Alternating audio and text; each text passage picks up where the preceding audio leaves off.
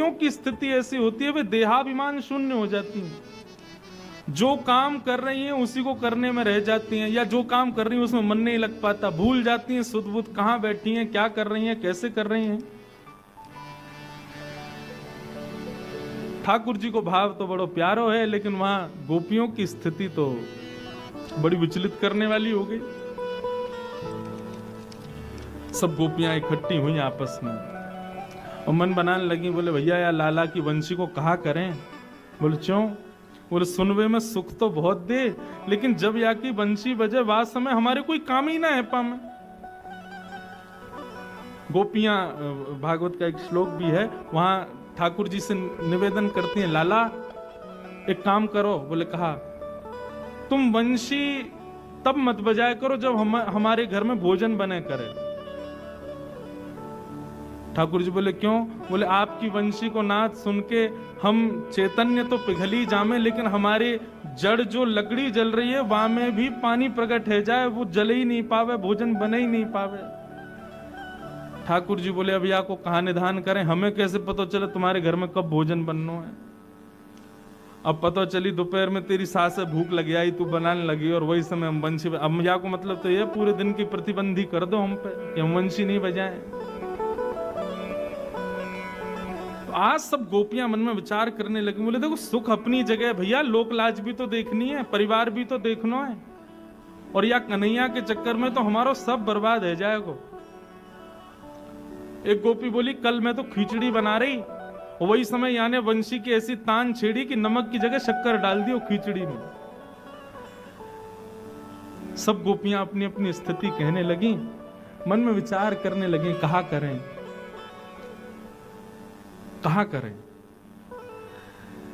तो सब गोपी ने मन बनाया, बोले एक काम करो, लाला की बंसी चुराए लो।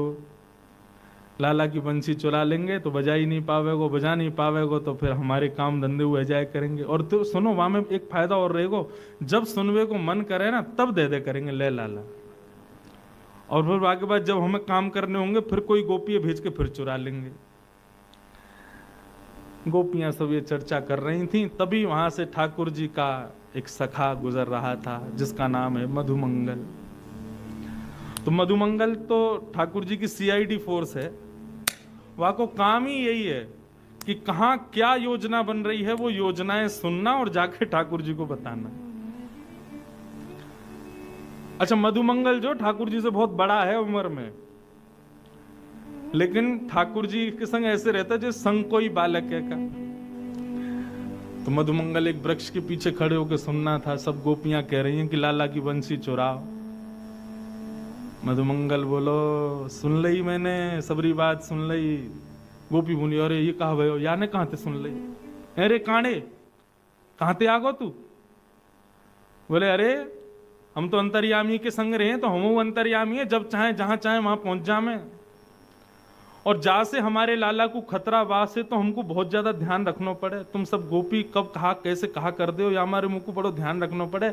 और आज मैंने सुन ली है तुम्हारी बात जो तुम कह रही, अरे सखियों अरे गोपियों तुम तो बड़ी निर्दयी हो, बताओ हमारे लाला के बारे में ऐसा सोचो। सब गोपी बोली कहा सुनो तेने? बोले मैंने सब सुन लियो कि तुम लोग कह रहे हैं कि हम लाला की बंशी चुराएंगी। सब गोपी चरण पकड़ने लगी, बोले तो पता चल गई है, अब ठाकुर जी से मत कहिए। बोले कहियो, अब्बा बंशी की जिम्मेवारी मेरी है, तुम चुरा के तो दिखाओ। चुरानो तो दूर, तुम छू नहीं पाओगी वह बंशी को। हमारे लाला इतना प्रेम करे, तुम्हें पता है यशोदा मैया के संग ना सोवे, लेकिन वह बंशी को लिपट के सोवे, वह बंशी के बिना एक क्षण ना रहे। और तुम सब हमारे लाला के वह प्राण स्वरूप बंशी को चुरावे को योजना बना रही हो।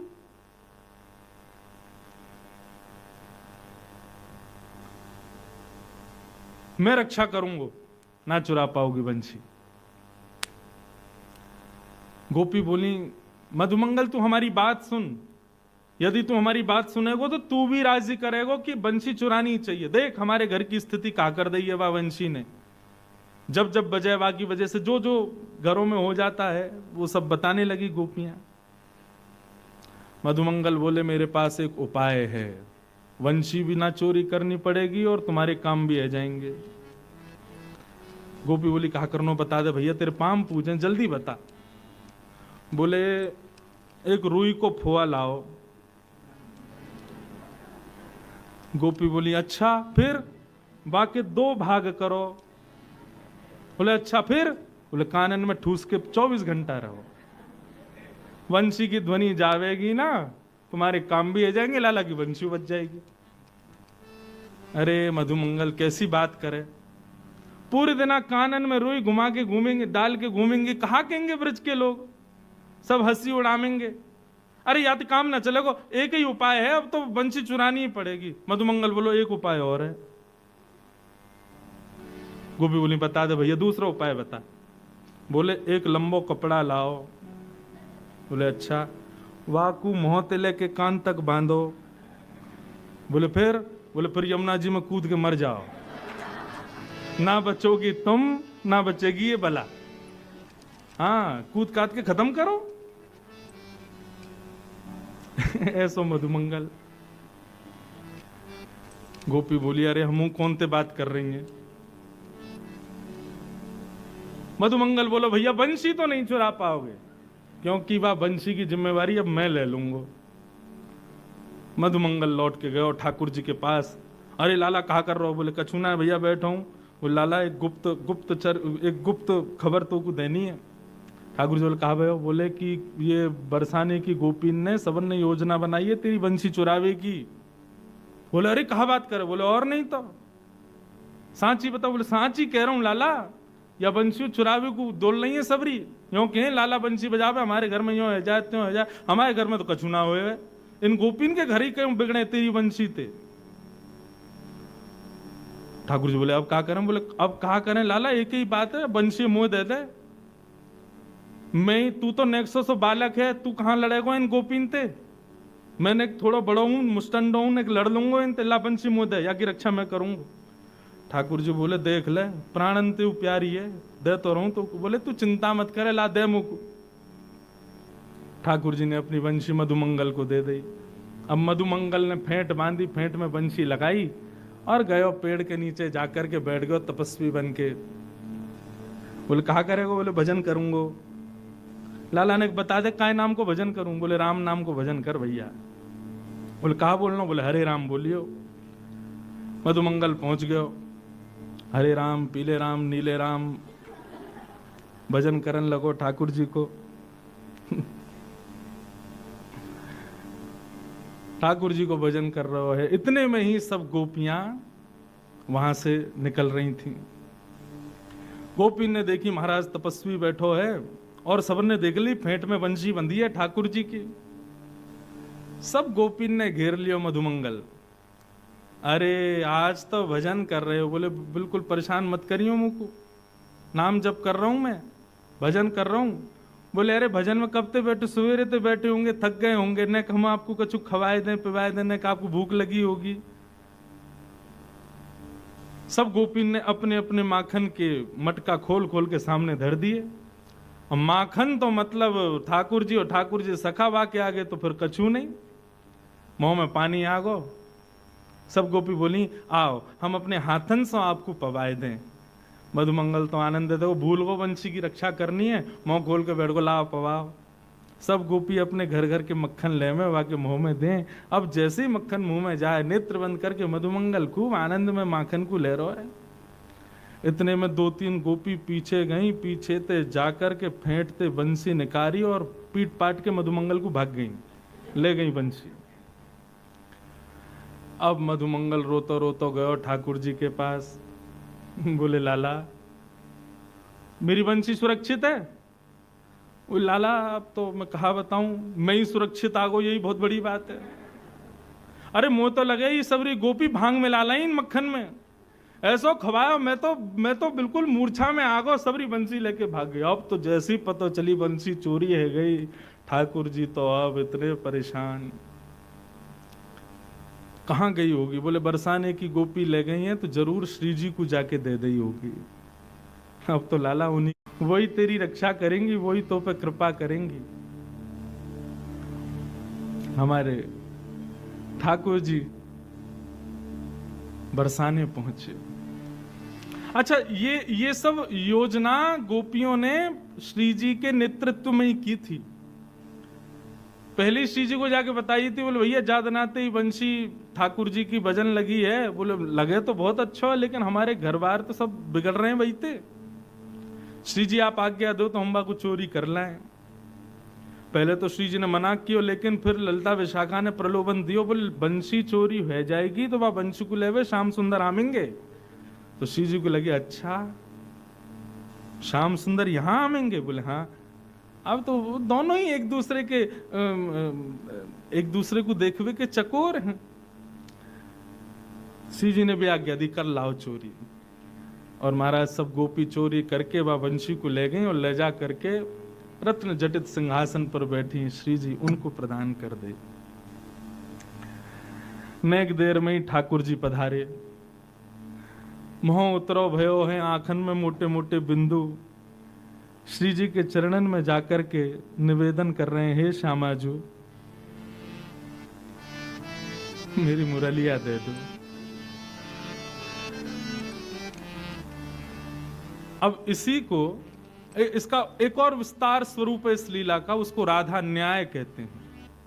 श्री किशोरी जी से ठाकुर जी और गोपियां दोनों कटघरे में खड़े हो जाते हैं। किशोरी जी मुख्य बीच में बैठ करके न्याय करती हैं कि कौन सही है कौन गलत। ठाकुर जी ने जाके कही कि मेरी वंशी मुंह को दे दो। किशोरी जी बोली देखो श्याम सुंदर हमें आपकी वंशी से कोई बैर नहीं है, लेकिन इन गोपीन की बात सुनो, ये भी गलत नहीं है। सब गोपियों ने बताया, बोले जब ये बंशी बजा में हमारे घर में ऐसा ऐसा रह जाए, कोई पानी भरती रह जाए, कोई भोजन बनाती रह जाए, कोई सोती रह जाए, कोई मुस्कुराती रह जाए, कोई रोती रह जाए, ऐसी स्थिति या वंशी तो होगी तो कैसे चलेंगे काम। अब आप या को कोई निधान बताओ। ठाकुर जी बोले निधान का बताऊं, मैं वंशी पे आपको ही नाम गाऊं, मैं कोई साधारण वंशी तो बजाऊं ना।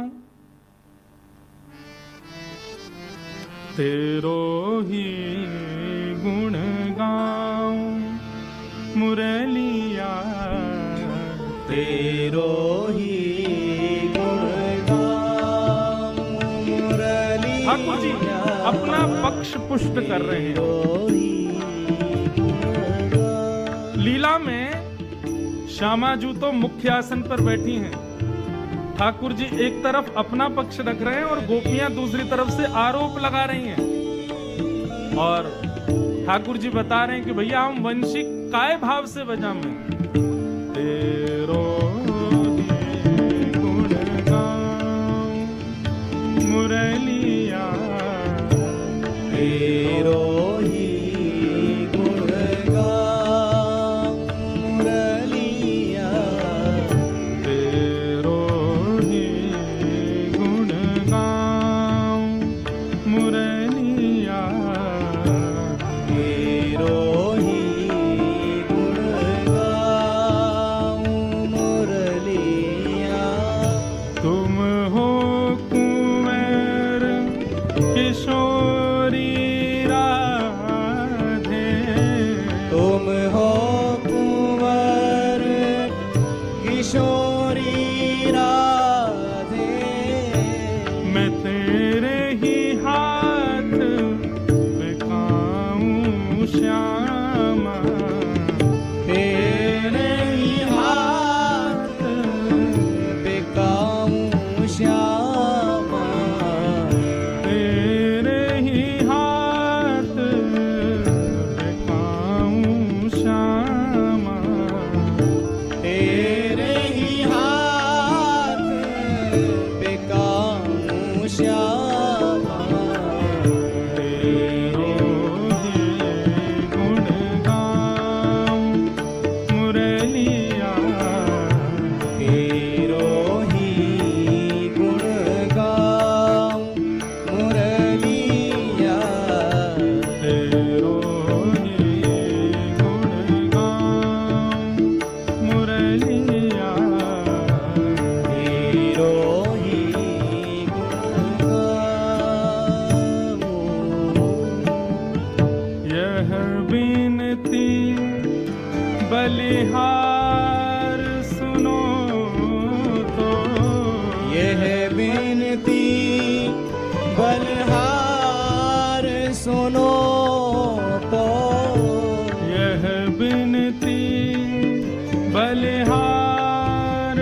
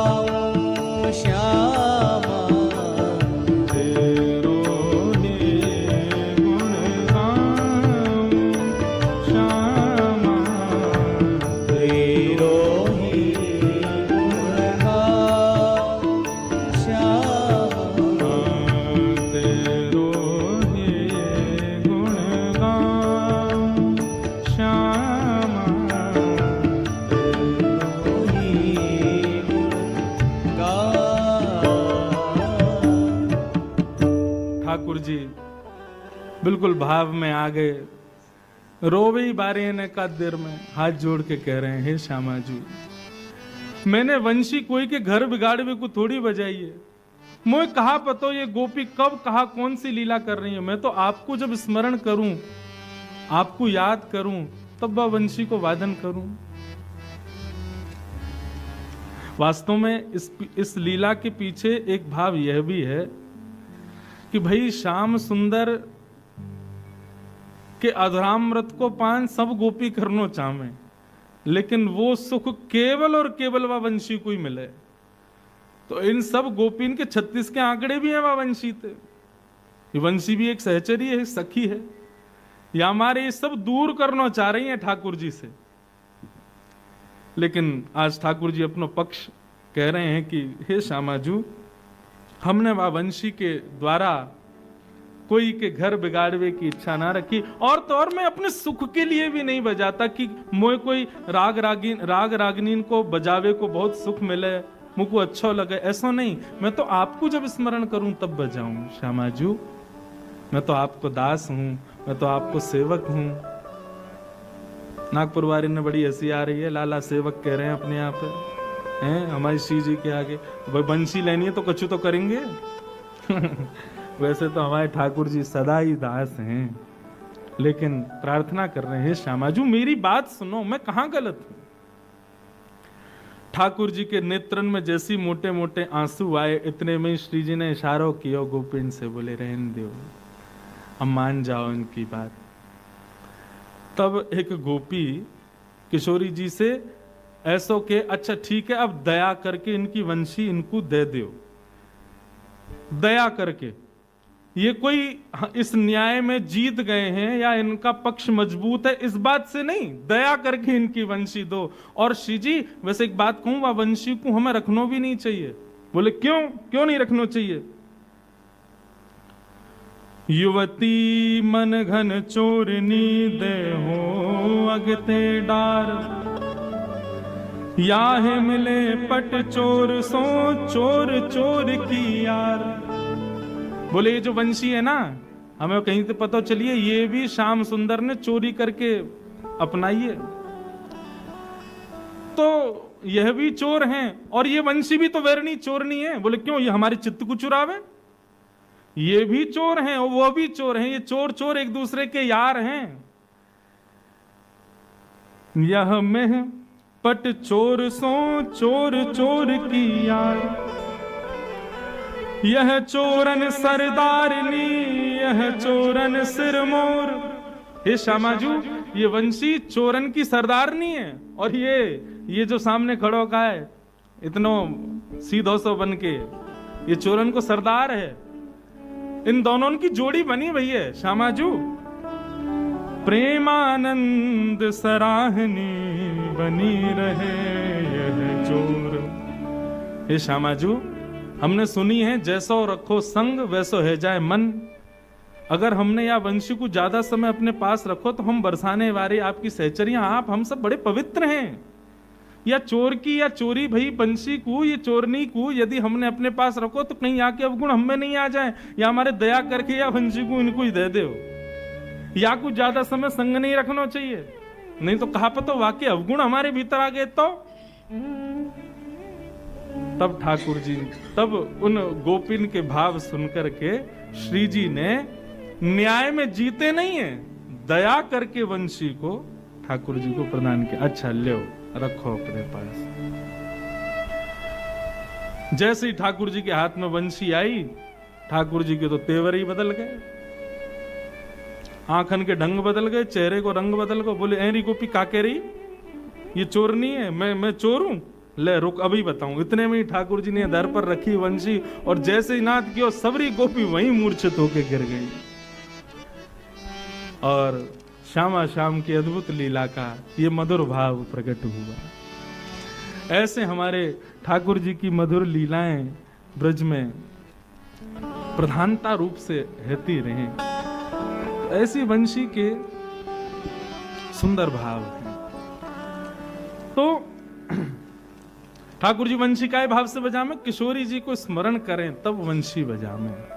हमारे बिहारी जी तो साल भर में एक ही बार वंशी धारण करें हाथ में। क्यों? क्योंकि वहां पे बिहारी जी की सेवा किशोरी जी को याद करने की नहीं है, जितने दर्शनार्थी आ रहे हैं उन पर कृपा करके उनको दर्शन देने की है।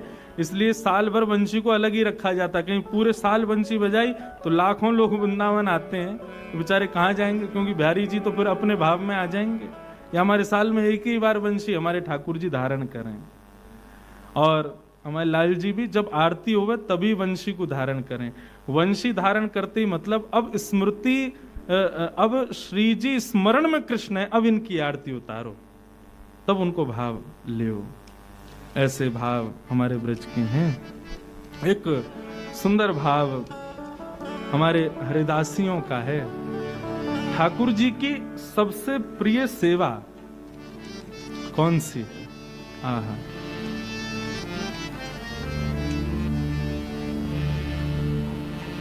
बहुत सुंदर भाव है। अभी तक हम लोग ये रोज कुंज निकुंज निभृत निकुंज की लीलाएं हम सुनते हैं। अब चले निभृत निकुंज में। अभी निभृत निकुंज की जो स्थिति है ये सबके स्थिति में आने वाली नहीं है, लेकिन यदि आ जाए तो परम सुखकारी है। ठाकुर जी और श्यामा जू निरंतर गोलोक धाम में भी लीला करते हैं। सदा उनकी गोलोक में लीला होती है। तो ब्रज में हम आप सब पर कृपा करने के लिए उसी गोलोक धाम का सबसे सौंदर्य पूर्ण जो रूप है वृंदावन, उसको ठाकुर जी ने पृथ्वी पर प्रकट किया। तो एक दिन अष्टदल कमल के सुंदर सेज पर श्री किशोरी जी सोई हैं और श्री ललिता जी किशोरी जी के चरणों को अपनी गोद में रख करके बैठी हैं और उसी समय ठाकुर जी लाए। इसको आप आंख खोल के सुन ही नहीं पाओगे, यहाँ तो नेत्र बंद करने पड़ेंगे, विचार करना पड़ेगा, ध्यान धरना पड़ेगा, कैसो भाव कैसो रूप। और जो नित्य निभृत निकुंज की उपासना के आदि हैं उनके लिए तो ये अत्यंत मधुर लीला है, इसलिए बहुत भाव से सुनिएगा। चपात चपुरत सेज पर बिहारिने दास मुख मोन, थोड़ी सो एड़ी लगी सुख समुझत है कौन। ये हमारे नाथ की निभृत लीला पान। अब इस भाव साम्राज्य का दर्शन करो। चपात चुपरत सेज पर बिहारिन दास मुख मौन, थोड़ी सो एड़ी लगी यह सुख समझत कौन। श्री जी अष्टदल कमल के सेज पर सोए हैं और श्री ललिता जी अपनी गोद में किशोरी जी के चरणों को लेकर के बैठी हैं। तभी वहां श्याम सुंदर का आगमन हुआ। जैसे ही ठाकुर जी पधारे तो बाहर खड़ी सखियों ने ठाकुर जी को रोका। बोले श्री जी शयन कर रही हैं। तो बोले तो का ये अपनी पाजेब उतार के जाओ, इनकी छम छम छम आवाज करते भाई भीतर जाओगे, कहीं श्री जी को विक्षेप है वो उठ गई तो। सो ठाकुर जी बाहर ही बैठ के अपनी पाजेब उतार रहे हैं और जो भी ध्वनि करने वाले श्रृंगार हैं उन सबको उतार करके अचक अचक करके भीतर प्रवेश कर रहे हैं। तभी देखिए अष्टदल कमल की सेज पर रूप लावण्य प्रकट हो रहा है श्री जी का। सब सखियां इस प्रकार इस भांति वहां खड़ी हैं मानो कोई है ही नहीं वहां पर। श्री जी शयन कर रही हैं और श्री ललिता जी गोद में ठाकुर किशोरी जी के चरण लेकर के बैठी हैं। तभी ठाकुर जी वहां पहुंचे और पहुंच के बोले, हे ललिता जी, ये जो सेवा आप कर रही हो ये हमें दे दो, हमें बैठन दो किशोरी जी के चरणन में। ललिता जी बोली, इतनी जोर से क्यों बोल रहे हो, धीरे धीरे बोलो ना, नीचे बैठ जाओ, चुपचाप बैठो और इशारे में ही बात करो। आप इतनी तीव्रता से मत बोलो। ठाकुर जी बोले इतने धीरे बोलवे से कहा श्रम होगा, श्री जी उठ जाएंगे। बोले श्री जी उठेंगे ये तो बहुत दूर की बात है, आप बोल रहे हो तो आपके मुख से निकलने वाली उष्णता श्री जी के चरण को स्पर्श करेगी तो हमारी श्री जी को श्रम है जाएगा। और तभी ललिता जी ने दिखाया कि श्री जी का वह भाग जहां ललिता जी और ठाकुर जी बैठे थे आपस में चर्चा कर रहे थे, उतने भाग में हल्की सी लालिमा प्रकट हो गई उष्णता की वजह से। ठाकुर जी ने जब उस लालिमा को देखा तो ठाकुर जी कहने लगे, बोले तो फिर ये सेवा तो हम कभी नहीं कर पाएंगे। क्यों? बोले हमारे मुख की उष्णता श्री जी को जब लग सकती है तो हमारे हाथ तो बड़े कठोर हैं, इनसे हम सेवा कैसे करें ठाकुर जी श्री जी की। ललिता जी बोली तो विचार करो कैसे करोगे, सेवा करनी है तो करनी तो पड़ेगी, लेकिन या को भान रखना पड़ेगा कि श्री जी को श्रम नहीं हो। तो यहां पर कितनी सुंदर बात कह रहे हैं, थोड़ी सो एड़ी लगी यह सुख समझत कौन। ये हमारे वृंदावन का वो रस भाव है जिसमें सबको प्रवेश नहीं है। थोड़ी से एड़ी लगी, किशोरी जी की एड़ी लग रही है ठाकुर जी की थोड़ी से। कैसे लग रही है? तो ठाकुर जी किशोरी जी के चरणन की सेवा करना चाहें, लेकिन कैसे करें? हाथ से स्पर्श करेंगे तो श्रम है जाएगा। तो ठाकुर जी मन में विचार करने लगे, हमारे पूरे अंग में सबसे कोमल अंग कौन सा है? तो ठाकुर जी अपने एक एक अंग को स्पर्श करके देख रहे हैं। हाथन को देख रहे हैं, नासिका को देख रहे हैं, कानन को देख रहे हैं। यहां पे भी थोड़ी निष्ठुरता तो है। सब ठाकुर जी को लग रहे हैं कि सब श्रम कराएंगी, तभी ठाकुर जी सब जगह स्पर्श करते हुए अपने गालन को स्पर्श करें। हाँ, ये थोड़े कोमल हैं। यदि ललिता जी आप आज्ञा दो तो मैं अपने गालन से श्री जी के चरण दबाऊं। तब ललिता जी आज्ञा देती हैं और श्याम सुंदर अपने गालों से श्री जी के चरण दबा रहे हैं। और जब अपने गालों से श्री जी के चरण दबा रहे हैं तब श्री जी की एड़ी ठाकुर जी की ठोड़ी का स्पर्श कर रही है। और इस भाव साम्राज्य का स्मरण करके भगवत रसिक जी महाभाव दशा में प्रवेश कर रहे हैं।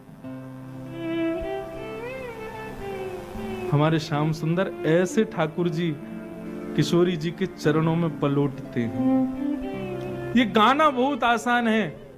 देखो दरो वह कुंज कुटीर में परो पलोटत राधिका पायन, लेकिन कैसे? ऐसे।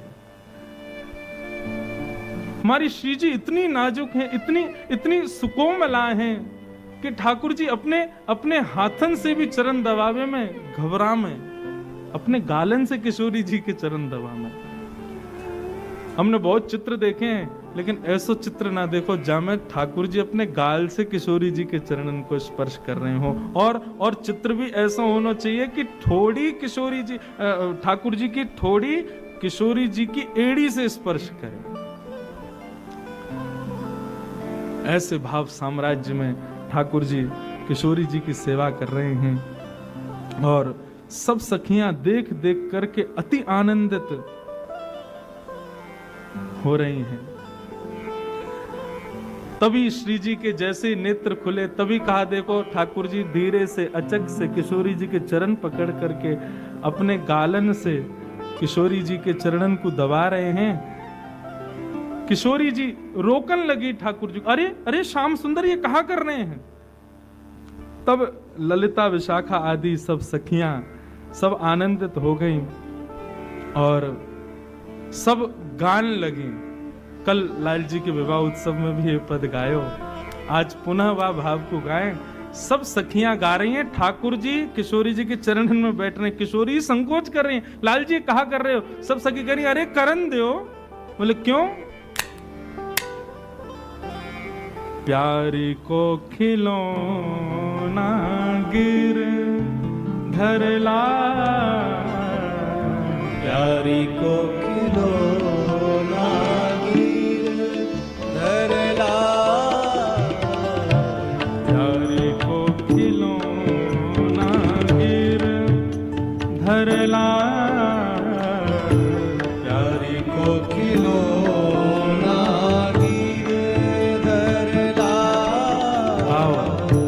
प्यारी को खिलौना गिर धरला, प्यारी को खिलौना गिर धरला। नाना रूप रंग रति अंग अंग, नाना रूप रंग रति अंग अंग। नाना रूप रंग रति अंग अंग। नाना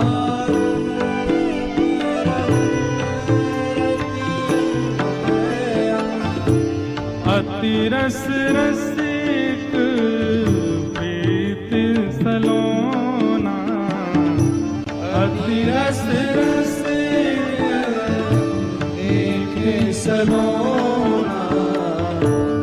प्यारी को खिलौना गिर धरला, प्यारी को खिलौना गिर धर। प्यारी को खिलौना गिर धर। प्यारी को खिलौना गिर धर।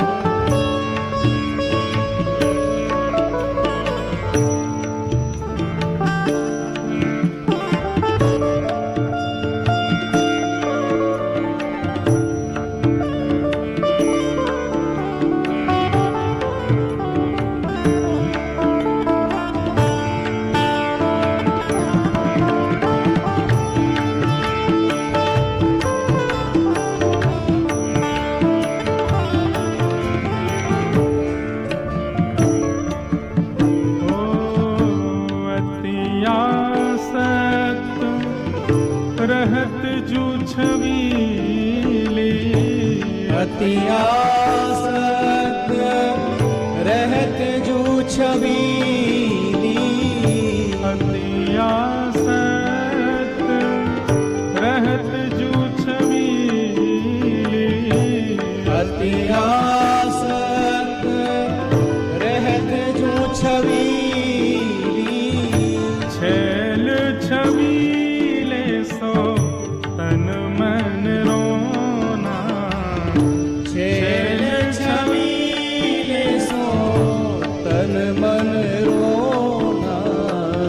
प्यारी को खिलौना गिर धर, प्यारी को खिलौना गिर धर। प्यारी को खिलौना गिर धर। प्यारी को खिलौना गिर धर। सरस लाडली लाल ख्याल को, सरस लाडली लाल ख्याल को। सरस लाडली लाल ख्याल को, सरस लाडली लाल ख्याल को। काहू परत पगोना, काहू परत पगोना। काहू परत पगोना।